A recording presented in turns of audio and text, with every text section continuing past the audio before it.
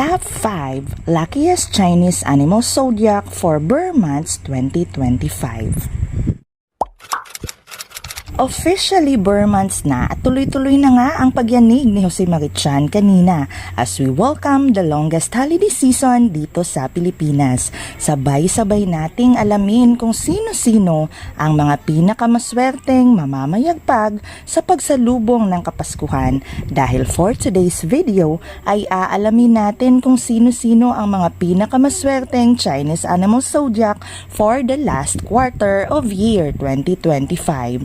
This is your 2025 Burr Months Lucky Chinese Animal Zodiac for September to December 2025.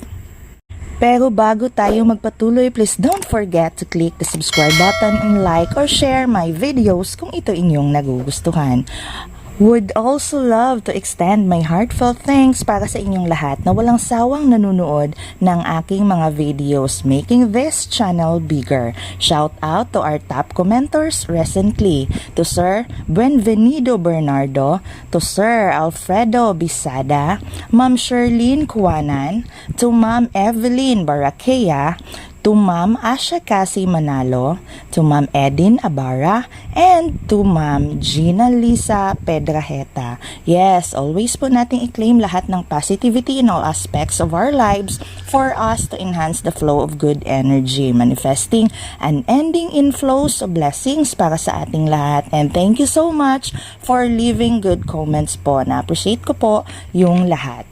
And now, here's the top 5 luckiest Chinese Animal Zodiac for September to December 2025 to serve as our motivational guide for the Christmas season ahead. Starting up with the Year of the Snake. Patuloy ang pamamayagpag ng reigning Chinese Animal Zodiac ng taong 2025. Ito ang Year of the Wood Snake. Kung ikaw ay pinanganak sa taong 1941, 1953, 1965, 1977, 1989, 2001, 2013 at 2025, ikaw ay kabilang sa mga pinakamaswerte sa mga buwang ito. These coming days and months are the most auspicious days of the entire year 2025 para sa mga ipinanganak sa Year of the Snake. Dala ng liwanag at sinag ng bawat full moon ng bawat Burr months ang napakagandang enerhiya para sa iyong kasaganaan at tagumpay. Makukuha mo ang iyong naset na goals for this year dahil sa taglay mong sigasig at lakas ng loob.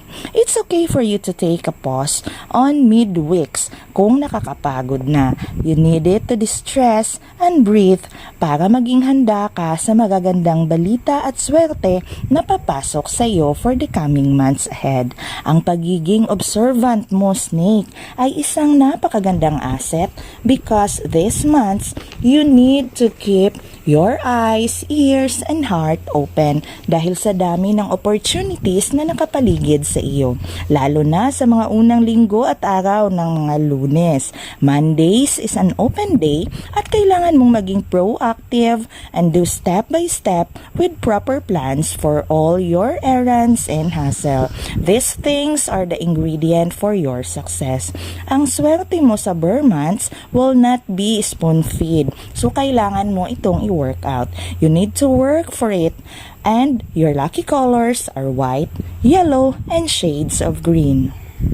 Number 2, Year of the Goat or Sheep.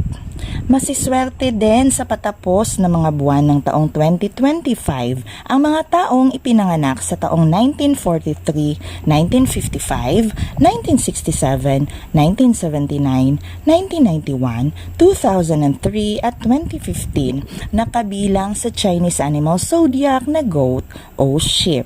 Isa sa bagay na medyo napagtutuunan ng first impression ng mga tao sa iyo ay ang iyong pagiging matatag at buong lakas ng loob, subalit likas din na empathetic at emosyonal. confuses the people around you kasi medyo opposite nga ang taglay mong character. For these Burr months, dahil sa ganda ng flow ng positive energy, you start to step up in all aspects of life, leaving all your emotions and character behind. Your luck for these months needs your good initiative to pursue and do those good plans and things in your mind and make it happen. Yes, kailangan mong gawin at simulan ang iyong magagandang plano, lalo na sa pagpasok ng September kung saan bumubuhos ang swerte sa iyo. Sa buwan ng Oktubre at Nobyembre, ang pinakamaswerteng buwan mo this 2025. You have a very good shining aura these days at maganda ito for those na nag-a-apply ng trabaho o gustong mapansin sa inyong trabaho. You also have a good love star for this year end. Spend more moments with your family and your loved ones and make the Burr months more meaningful. Remember, ang tunay na mayaman ngayon ay hindi lamang yung may maraming pera. We need good health, happy home, good working and business environment, and lots of joy in our hearts. At iyon ang mga bagay na kayang-kaya mong makuha sa Kapaskuhan if you do and spend your time wisely and productively. Your lucky colors are shades of blue and pink. Number 3, Year of the Monkey.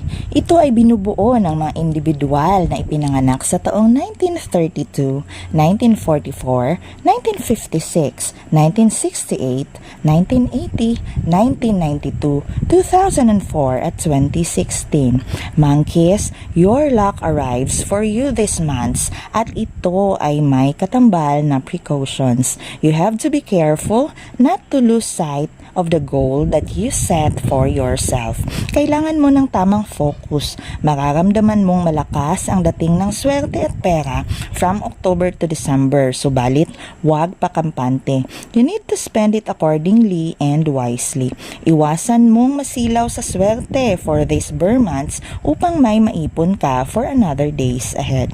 Maganda rin ang iyong love, work, and health star sa mga buwang ito. Pero kailangan mong mag-ingat dahil may mga minor accident and emergency precautions bago matapos ang taong 2025. Kaya mag-ingat palagi. To enhance your luck, wear gray and shades of yellow and orange. Number 4, Year of the Horse. Ito ay kinabibilangan ng mga taong ipinanganak sa taong 1942, 1954, 1966, 1978, 1990, 2002 at 2014.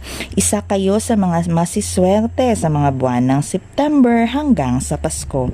Ito dahil pinapalibutan kayo ng magagandang bagay at swerte in the coming days ahead. Dala ng bawat full moon ang mas pagpapalakas ng mga positibong bagay and luckily, it is indeed according to your plans and goals.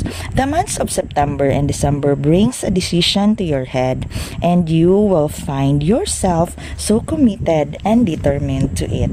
Maganda ang epekto ng lahat ng ito sa iyo dahil mas gaganahan kang magtrabaho at ibuhos ang iyong atensyon sa mga bagay dahil you feel the rewards with all these things. Maraming bagay kang marirealize at matatanggap na hindi mo masyadong inaasahan. But on October, medyo magagambala ka dahil sa dami ng mga magagandang bagay na ito kung saan kailangan mong mamili at magdesisyon. And you have to pray and consider both your mind and heart in choosing para mas mapili mo ang tamang bagay kung saan magpapasaya sa'yo in longer time. Para mas umangat pa ang iyong swerte, you have to wear your lucky colors for the Burr months of 2025 at ito ay ang white at green. Number 5, Year of the Rooster.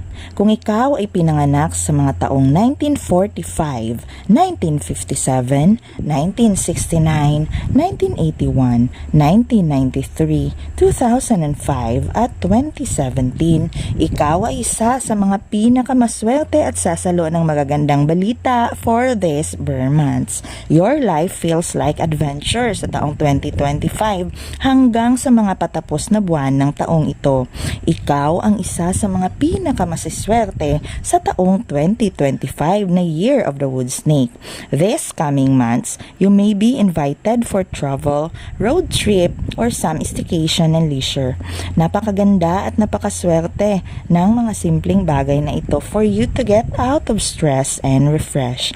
Good opportunities are coming your way at napakagaan ng bawat buwang ito para sa iyo dahil nga sa ningning ng iyong vibes in all aspects of life for this year 2025.